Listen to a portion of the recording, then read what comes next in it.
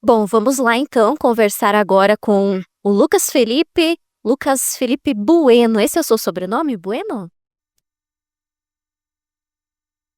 Isso, meu último nome ali. Lucas Felipe Vieira Bueno. Vieira Bueno. Lucas, vamos lá contar um pouquinho dessa tua caminhada que te levou até a Ucrânia. Então, começar bem no comecinho mesmo, no final de 2024, eu acabei perdendo a minha mãe pro câncer e foi uma perda muito grande para mim, porque meus pais são separados e eu sempre vivi com a minha mãe e perder ela foi assim, uma virada de chave, sabe, na minha vida, porque depois disso eu tava tentando, sabe, lidar com o luto, a vida nova que eu tava tendo, sabe, sem ela. E no meio disso tudo, eu vi um vídeo falando que a Ucrânia tava recrutando estrangeiro, que tinha vaga para infantaria e também tinha vaga para áreas técnicas também aqui. E isso me despertou interesse, sabe?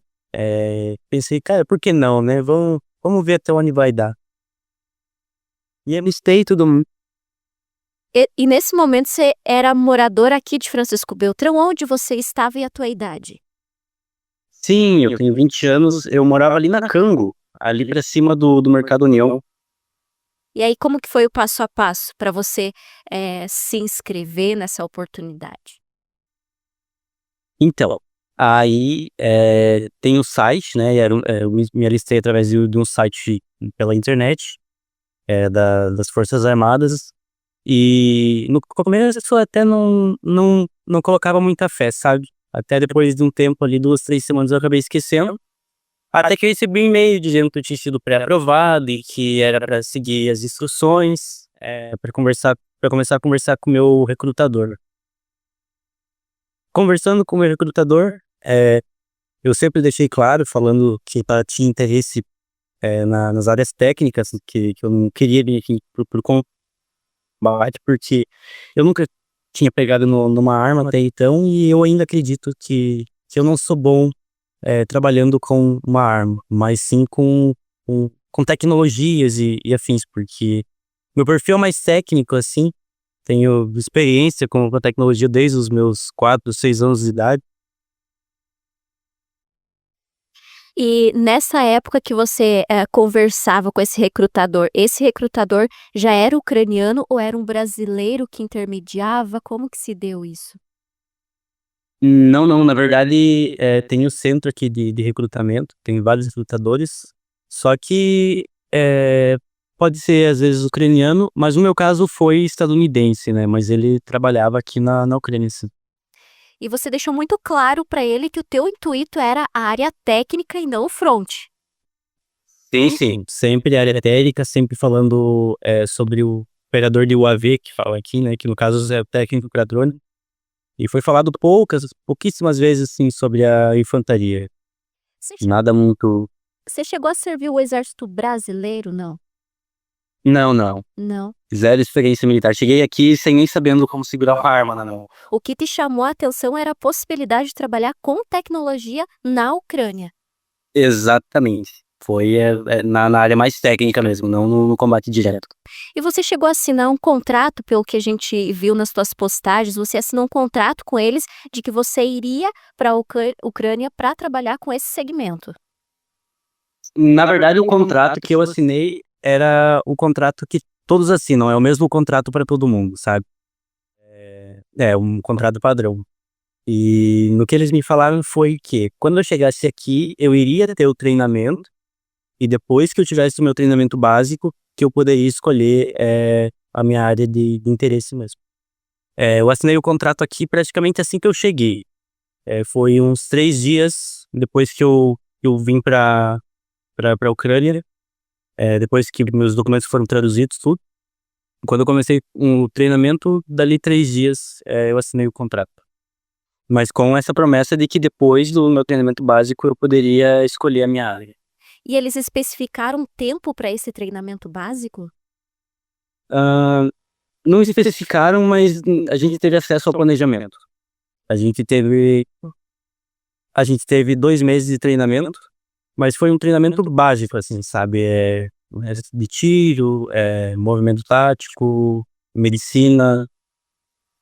E quando você foi para lá, você chegou a ter contato com outros brasileiros ou até mesmo paranaenses? A gente viu aquela questão também do Wagner da Silva, que é da região do Santo Antônio do Sudoeste aqui, que também inclusive, estava sendo procurado pela família, né, que não tinha contato mais sobre como ele estava e onde ele estava.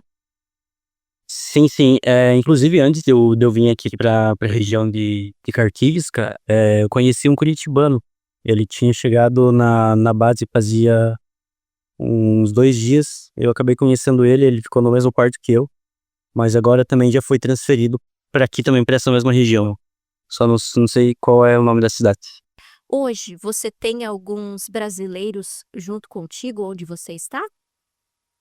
Sim, sim. Tem agora, se eu não me engano, tem 3 brasileiros aqui comigo. E o que que aconteceu que você decidiu: "Não, não quero mais ficar aqui, quero retornar"? Foi o seguinte, depois que eu terminei o meu treinamento básico, que aí a gente tem a opção da gente escolher qual que vai ser a nossa brigada, o batalhão. Eu pedi transferência para um batalhão que, das opções que tinha, era mais. Que tinha mais estrutura para drones. Ela tinha uma escola só especializada em veículos não tripulados, em drones, enfim. E quando eu cheguei aqui, fiz logo a minha inscrição para os drones. E depois, no dia seguinte, eu fiquei sabendo que era para mim arrumar as minhas malas, que a gente ia vir para outro tipo de treinamento aqui na região de Carquísca. Eu fui transferido para a capital, tudo isso aconteceu na capital. E aí eu questionei por que eu teria que fazer isso, porque eu falei que eu vim aqui para trabalhar com drones, porque o processo estava começando a ficar direcionado para a infantaria. E aí eles me falaram que a minha documentação da transferência tinha vindo toda para a infantaria e que seria muito complicado mudar isso. Que eu teria que continuar o processo e que eu não poderia fazer o curso. E depois disso você chegou a tentar um contato com o Brasil, até mesmo com o pessoal que te levou para lá para tentar retornar ao Brasil? Sim, sim, eu primeiro conversei com o comando sobre a possibilidade de quebrar o contrato. Eles prontamente negaram. Eh, Conversei com o consulado daí depois, só que o consulado me deu a resposta que eles não intervêm em assuntos internos da Ucrânia e que se eu quisesse resolver alguma coisa era para mim contratar um advogado local. E aí você tem, além da internet, você me disse antes, em off, que você tem que se afastar num ponto onde tem internet, aí você consegue contatar a tua família também. Quem tem atualmente da tua família em Francisco Beltrão?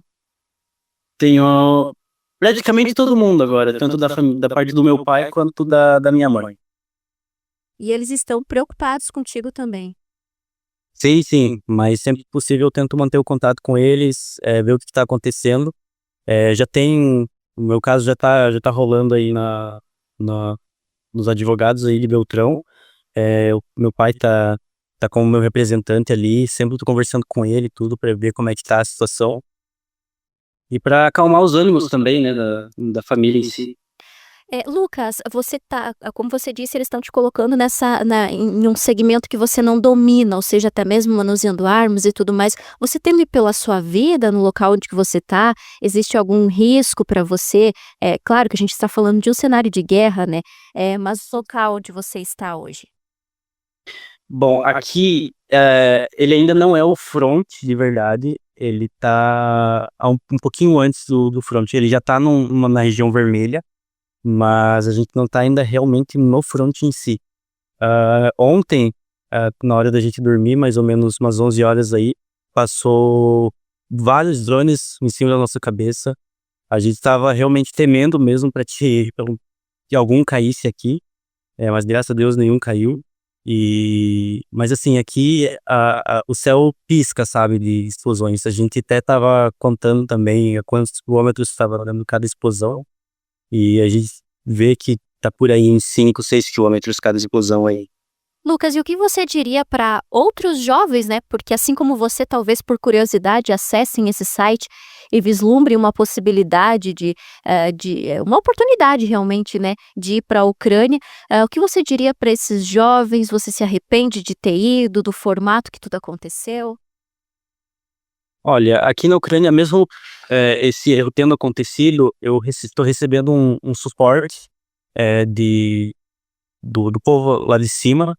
A gente tá trabalhando para ver o que que aconteceu com a documentação, mas assim, vir pra Ucrânia tem que realmente pensar muito, sabe, tem que sentar mesmo e refletir sobre essa ideia, porque muda totalmente a vida.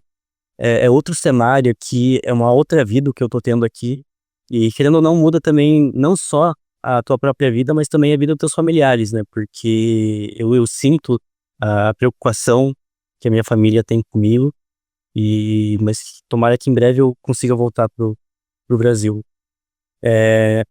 Esse caso que aconteceu talvez seja um caso isolado, porque eu ainda não cheguei a ver outras pessoas tendo esse mesmo erro de documentação, então eu acredito que o problema por documentação não seja um problema. Mas realmente tem que pensar muito, porque querendo ou não aqui você fica um pouco, à deriva, sabe, o futuro é incerto aqui. Obrigado, Lucas. Eu agradeço por você aceitar conversar conosco. Eu sei que é complexo, né? Antes a gente tentou o contato, tivemos que interromper a entrevista por uma formação que teve. E a gente vai ficar aqui na torcida, e à disposição quando você tiver novidades com relação ao teu caso, nos contate para a gente também acalmar até mesmo os seus familiares que acompanham a programação da Rádio Onda Sul. Sem problemas. Obrigado eu, na verdade. Uma honra estar dando uma entrevista para Onda Sul, porque eu, quando eu trabalhava em Beltrão, eu ouvia todo dia o Onda News, depois de Padre. Eu nem sou católico, mas eu ouvia todo dia o Padre. Que bom, a gente fica feliz e pede que Deus te proteja aí, tá? Tchau, tchau. Amém. Até mais. Tchau, tchau.